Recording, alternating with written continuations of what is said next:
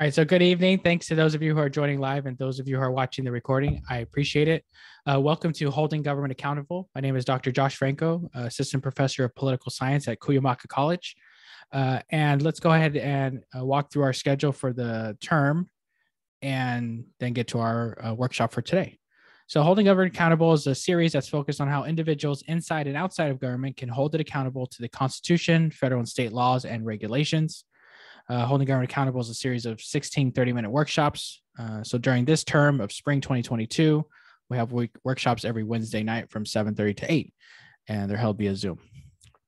This is our schedule of workshops for that time. Today, we'll be talking about local government. The following week, a semester in Sacramento or DC, the building, and so on. We'll take a break for spring break, yay, and then we'll come back and do our last 8 workshops for the term. Now, there's some news articles that we rely on sometimes for some of these workshops and some news sources. So, check out places like Political, The Hill, Roll Call, Rough and Tumble, and San Diego Union Tribune as credible news sources that we sometimes draw upon in this workshop. So last week we talked about student power, and in this week we'll talk about local government. So our learning objectives with this workshop are first to be able to define what local government is. Secondly is to identify at least one type of local government. And then secondly is to identify at least one opportunity to get involved in local government. So what is local government? Well, local government are the entities that consist of elected officials, appointed officials, and bureaucracies that discuss and adopt local laws and regulations that affect the day-to-day lives of residents within a specific geographic region.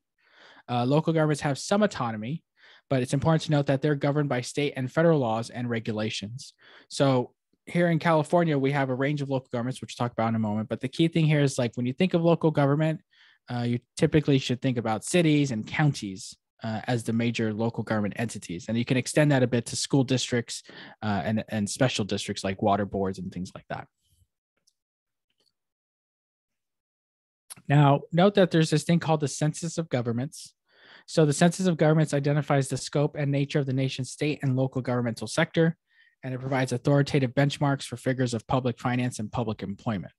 Let's go and take a look at this website really quick so that we get a sense of how this works. And we'll let it load.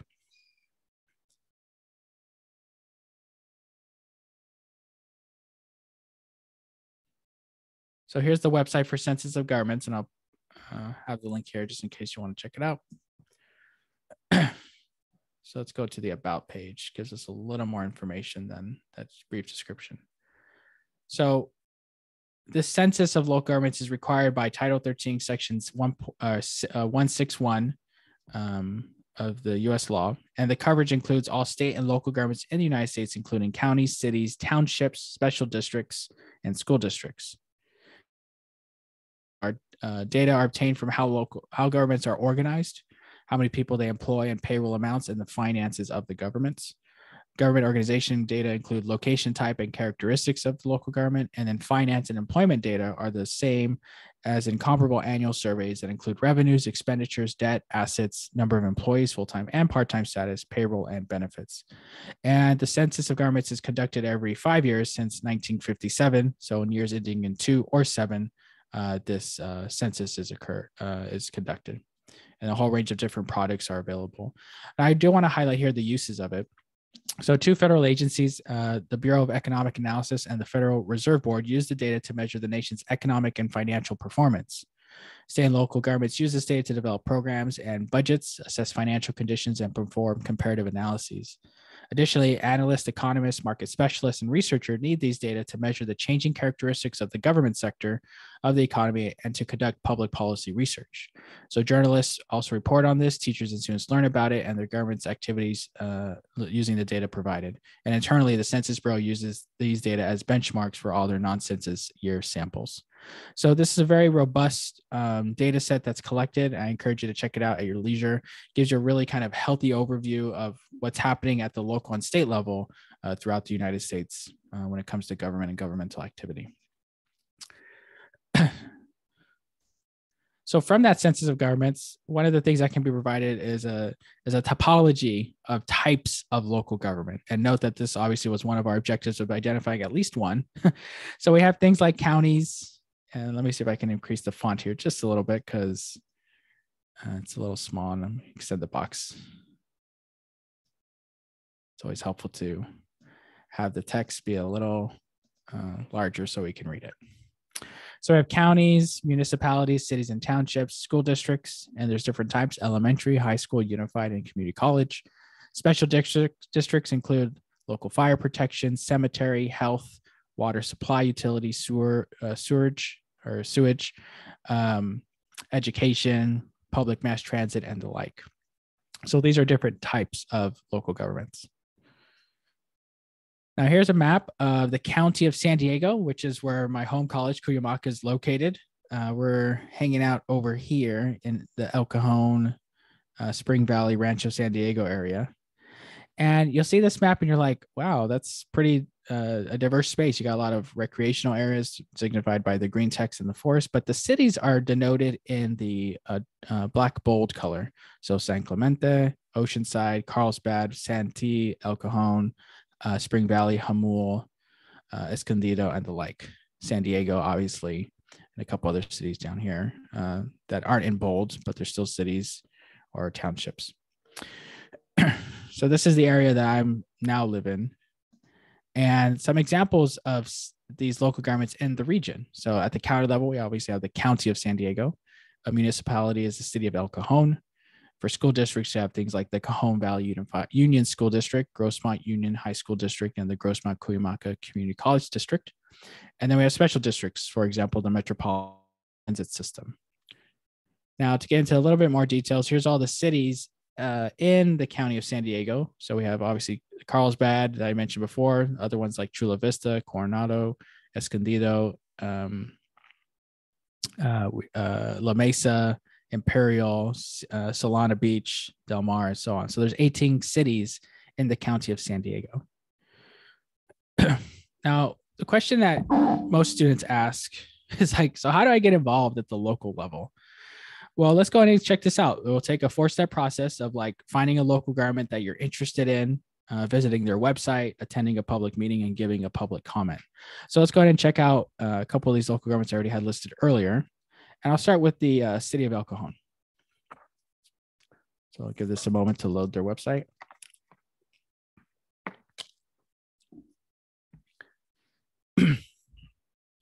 So here you see in this tab is the city of El Cajon's municipal website.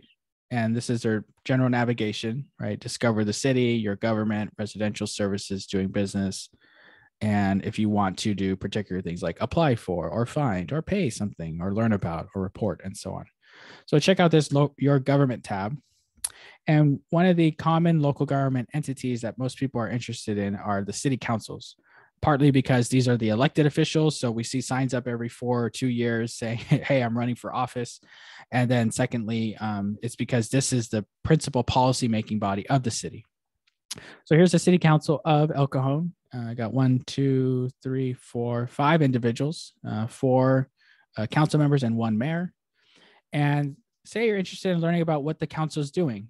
One way of learning about this is seeing their meetings and particularly their agendas and their minutes. So we'll go ahead and click on their agendas and minutes page and we'll see what shows up for us. So for council minutes, I'm not seeing them yet. Looks like they have public commissions, which I didn't want to talk about at this very moment. Let's see. Let's check on City Council Archive. So here's past City Council agendas and minutes. Actually, I want to find the current ones. Huh, that's interesting. Their current agendas and minutes aren't available. This is when we have to email the mayor or the city council members and say, hey, I'm at your website. I don't see the city agendas and minutes. And you know what? I think we're going to do that right now. So I'm going to save this link. And it looks like this is where the city's council's meetings and agendas should be. Let me just do one more check. You know, we have to be thorough before I'm going to email an elected official and say, hey, this is what's going on. Here you see archived videos. Let's click on city council here. Okay, so here's their city council meetings. All right, let's click on agenda. Okay, great. We found a recent agenda from yesterday. So the city of El Cajon met on Tuesday, February 8th at 7 o'clock. And here's the members' call to order, any public comment, and then hearings. So they had meetings on an introduction of an ordinance adopting a district map for council member elections. And they had interviews for city commissions. So let's go ahead and click on this first item of public hearings on district map. And let me zoom in a little bit.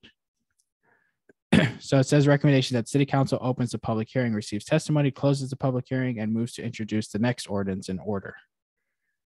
So here, this is giving us background about how the city went through a process to solicit public opinion and then to decide on new or updated city council district maps.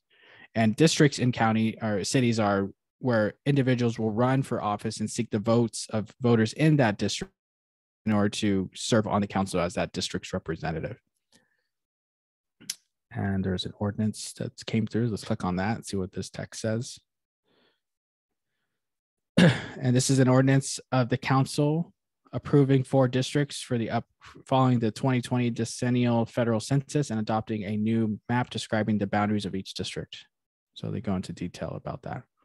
And it looks like this will be their first reading, and they'll have another reading in a couple of weeks on the 22nd. So say we had a comment about that, right? That we read this agenda minutes, we saw the ordinance, we went into a little detail, say, I have a question or I have a concern. Well, what we could do is we would reach out to our council member or our mayor and say, hey, I have a concern I'd like to share with you. So I'm going to go ahead and click here.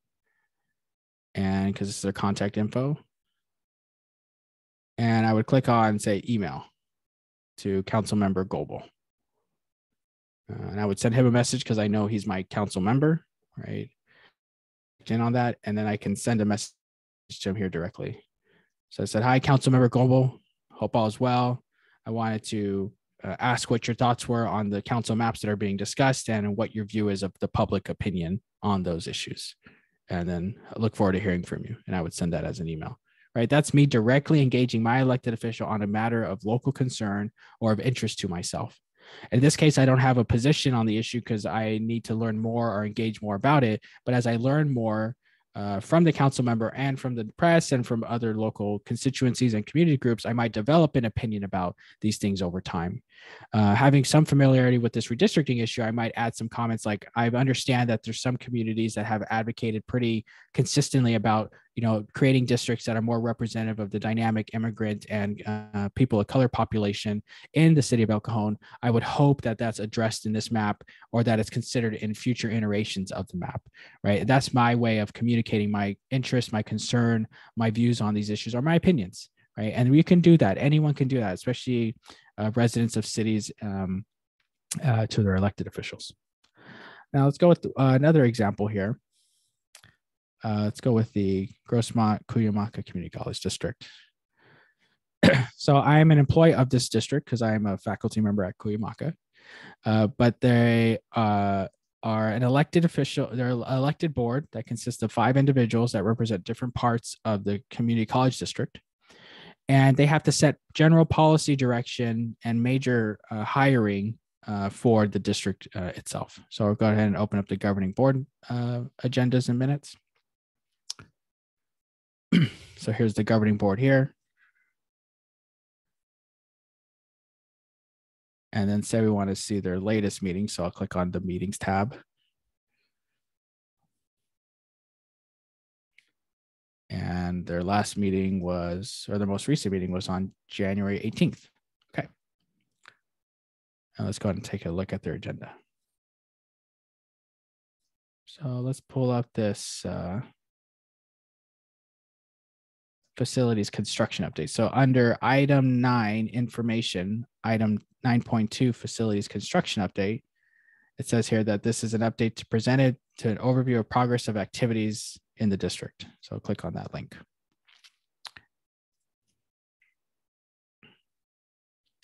So this was presented by Jim Bray, who's a program manager with the company that the district's contracted with. And it looks like they're walking through what's going on the campuses. So as a member of the public, I can read this, I can engage with it, I can understand it, I can then maybe have some questions. And if I do, I can reach out to the governing board members and say, hi, I'm a constituent. I have some questions. Even though I'm an employee, right? I can still ask them and engage them in that process. So these are two ways of getting involved in your local government. First is knowing that there's different types, right? School districts, cities, special districts, and that you can find their public websites and their public meetings and agendas, and you can look through them, read them, engage with them. And then ultimately, if you have a question, comment, concern, suggestion, complaint, idea, well, find the person or persons who are your representatives and send them a message. Let them know what you think. Let them know how you feel about something that's coming before the council or before the board or before the body or the commission. Now, one last thing I'd like to point out here before we get to the discussion portion is that there's other ways to get involved besides, visiting their website, attending a public meeting, or giving a public comment. One thing you can also do is that you can serve on an appointed board or commission. So let's go back to our list of governments here, and let's check out the County of San Diego. So I'll let that page load. So this is the County of San Diego's website. And what I'm interested in is commissions. Like, where can I serve as a resident or as a citizen of the county? How can I contribute? I don't want to be an elected official, right? I don't want to go through that whole process, but I would like to serve in some public service capacity. Well, counties, obviously, they're bureaucracies, so they have departments, they have organizational charts. So let's just click on that to kind of give you a sense of how that looks, right? I'll zoom in a bit, right? Citizens are obviously the main power source, and then board of supervisors are the elected individuals. They will hire a chief administrative officer who then will oversee different functions or different vice administrators for like public safety or land use, finance, etc. Now, as a member of the public, I might want to find a way to serve. So every county in the state of California have boards and commissions. And let me go ahead and highlight this. And I'm going to have this read to us because sometimes it's good to use that function. County government includes those. Let me actually update the sound because it's coming from the computer instead of speaker. All right, try that one more time. County government includes those standing and special citizen boards, commissions, committees, and task forces formed to advise the Board of Supervisors and county staff on issues and policy, and to serve as links to the community. County committees are created as a result of state and federal legislation, agreements with public or private agencies, and local needs. Boards, commissions, and committees advise Board of Supervisors on issues relating to the welfare and quality of life in the county. They provide an interrelationship between the citizenry of the county and the government of the county. Citizen advisory committees range from short-term task-oriented to long-term standing committees with broad-based jurisdictional responsibilities. There are committees for county service areas, CSA, Health and Human Services, Criminal Justice, Elderly, Planning, Land Use, Parks, Libraries, Housing, and others. So there you have like a general overview of the boards and commissions in the county. So let's go ahead and take a look at lists of opportunities or vacancies, right? These are spots that need to be filled as of February 3rd of this month or this year. So again, scroll down.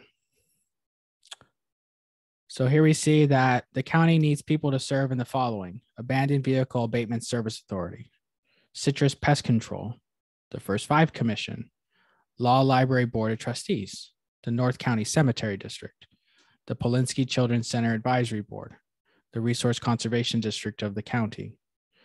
And that's county-wide appointments. And then within specific districts, and there's 5 in this county, in District 1, they need representatives on the Assessment Appeals Board or on the County Hearing Officers or on the Fish and Wildlife Advisory Committee. So there's 14 pages of potential opportunities for you, for others to seek to serve in this space and to engage in the work of the local government. And you can do that. I myself in the past have served on a regional airport authority board when I lived in the city of Merced in Merced County, when I was a student and resident of that great region. And it's a place for you to get involved, to learn more, and to contribute your questions, thoughts, ideas, concerns, complaints in a more formal and structured fashion.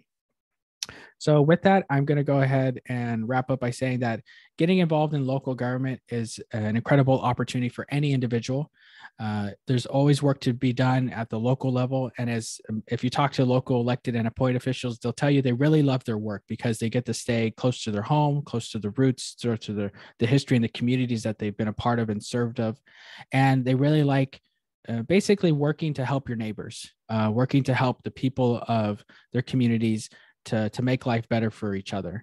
And so it's local government, it's your opportunity to be engaged and involved in what's going on in your towns, cities, school districts, special districts, and the county as a whole. So with that, I want to thank you for taking the time to watch this recording and have a great day. Take care.